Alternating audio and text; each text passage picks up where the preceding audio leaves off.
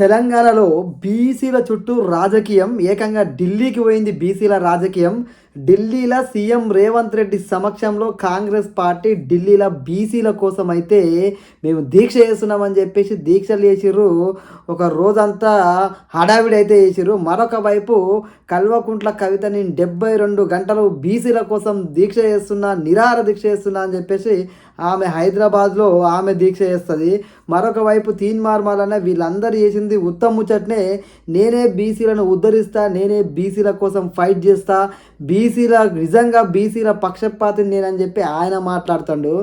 ఎవరికి వారే యమునా తీరే అని చెప్పేసి బీసీల మీద ఒక రాజకీయంగా ఒక తెరలేపిర్రు. బీసీల చుట్టూ రాజకీయం నడిచేటట్టు చేసిర్రు. నిజంగానే మరి వీళ్ళు బీసీలకు ఏమైనా ఉద్ధరించిర్రా, గతంలో ఏమైనా చేసిర్రా, బీసీల తరపున ఏమైనా ఫైటింగ్ చేసిర్రా, బీసీలకి వీళ్ళ పార్టీలు ఏమైనా న్యాయం చేసినాయా అనేది కూడా ఒకసారి మనం మాట్లాడుకోవాలి. ముఖ్యంగా నిన్న ఢిల్లీ వేదికగా కాంగ్రెస్ పార్టీ బీసీలకు 42% రిజర్వేషన్లు ఇవ్వాలి, మోడీ మెడలు వంచి ఈ బీసీ రిజర్వేషన్ 42% సాధిస్తామని చెప్పి గఫాలు కొట్టిర్రు.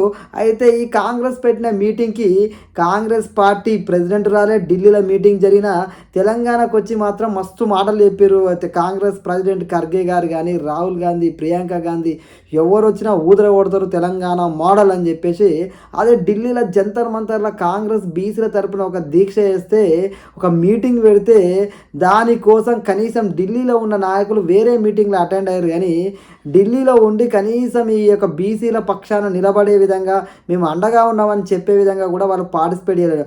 అటు ఖర్గే రాలేదు, రాహుల్ గాంధీ రాలేదు, ప్రియాంక గాంధీ రాలేదు, ఏ గాంధీ రాలేదు. మనోళ్ళు పోయి ఢిల్లీలో మీటింగ్ పెట్టుకొని ఢిల్లీలో అట్లా ఇట్లా మాట్లాడి గంటల కొద్ది స్పీచ్లు దంచేసి వచ్చారు. మళ్ళొక మాట ఏమనంటే రేవంత్ రెడ్డి గారు మా రాహుల్ గాంధీని పీఎం చేసిన తర్వాత ఇది సాధించుకుంటామట. మరి ఎందుకు ఇప్పటి నుంచి ఇంత హడావిడి, ఇది రాదు కాదు అని మీరు అనుకుంటున్నారా? లేదంటే తర్వాత మరి రాహుల్ గాంధీ ప్రధాని అయినాకనే చేయరు, మరి ఎందుకు ఈ హడావిడి, బీసీలను మొత్తం ఆగం చేసుడు కాకపోతే ఏంది, 42% ఇస్తున్నాము అని చెప్పేసి ఏదేదో మాటలు చెప్పారు.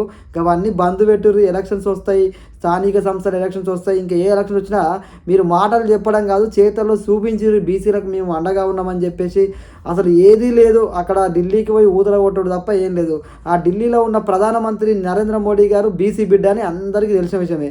మరి బీసీ బిడ్డను గద్దె దింపాట, రాహుల్ గాంధీని గద్దెనెక్కించి బీసీలకు నిజంగానే వీళ్ళు న్యాయం చేస్తారని చెప్పి మనం అనుకోవాలట. ఎందుకంటే బీసీలకు నిజంగా మీరు కరెక్ట్గా అన్ని పార్టీలను, అన్ని రాజకీయ శక్తులను, బీసీ సంఘ నాయకులను, ఎప్పటి నుంచో బీసీల కోసం కొట్లాడుతున్న ఆర్ కృష్ణయ్య లాంటి వాళ్ళు చాలామంది బీసీల కోసం కొట్లాడుతున్న వాళ్ళందరూ వాళ్ళందరినీ కలుపుకొని, అన్ని పార్టీలను కలుపుకొని పోయి ఢిల్లీలో దీక్ష చేస్తే దానికి ఒక అర్థం ఉండేది. మీ పార్టీ తరపున పోతారు, మీ పార్టీ నాయకులే ఆ దీక్షకు రారు. దీన్ని ఏ విధంగా మేము అర్థం చేసుకోవాలి? మరొక వైపు కవిత గారు అయితే ఏకంగా నేను 72 గంటలు నిరాహార దీక్ష చేస్తా అని చెప్పింది. మరి మీరు అధికారంలో ఉన్నప్పుడు ఎందుకు బీసీల గురించి మాట్లాడలేదని చెప్పి అందరూ అనుకుంటారు. ఎందుకంటే మీరు బీసీల తరపున దీక్ష కూర్చోవడం అక్కడ రేవంత్ రెడ్డి గారు చేసినా, మీరు చేసినా, తీన్మార్ వాళ్ళని చేసినా అందరూ స్వాగతిస్తారు, దాన్ని తప్పు పట్టరు, బీసీలకు న్యాయం జరగాలనే కోరుకుంటారు. కానీ మీరు చేస్తున్న దీక్షల్లో ఎక్కడ కూడా బీసీలకు న్యాయం చేసినట్టు కనబడతలేదు. బీసీల ఓట్ల మీద రాజకీయం చేసినట్టే కనబడుతుంది.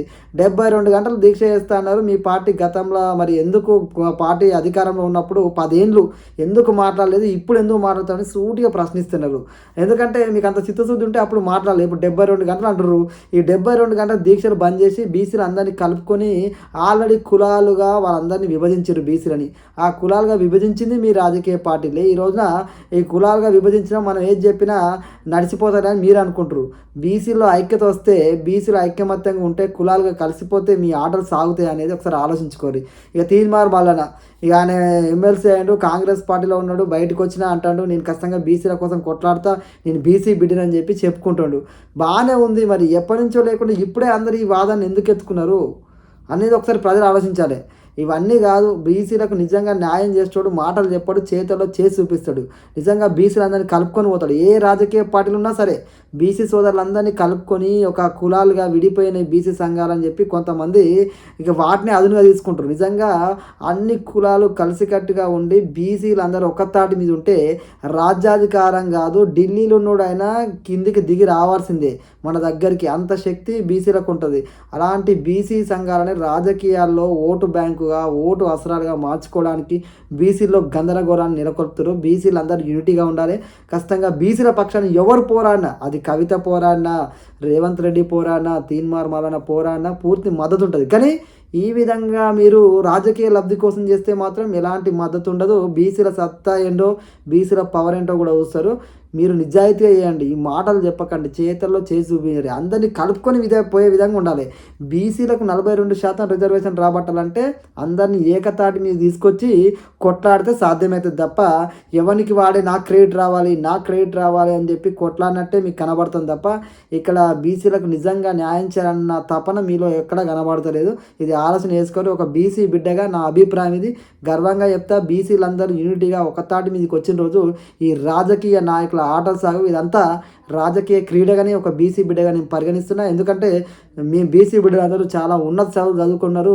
చాలా మీరు అనుకున్నట్టు వెనుకబడిన కులాలు వెనుకబడిన అని చెప్పి మీరు చెప్పాల్సిన అవసరం లేదు. మేమందరం అన్ని రంగాల్లో ముందుగానే ఉన్నాం. రాజకీయంగా అవకాశాలు మీరు ఇచ్చినా ఇవ్వకుండా మేము కొట్లాడి సాధించుకునే సత్తా బీసీలకు ఉంది. బీసీలను చాలా చిన్న చూపు కూడా మనం పక్కన పెట్టండి. బీసీలకు ఎలా రాజ్యాధికారం రావాలి, బీసీలకు ఎలాంటి రిజర్వేషన్ పొందాలనేది బీసీ నాయకులకు తెలుసు, బీసీ సంఘాలకు తెలుసు, బీసీ యువతకు తెలుసు. బీసీ యువత కూడా చైతన్యం వచ్చింది. బీసీలందరికీ ఒక అది ఉంది. ఖచ్చితంగా రానున్న రోజుల్లో బీసీల దెబ్బెట్టుండదో ప్రతి రాజకీయ పార్టీ చూస్తుంది. జై హింద్.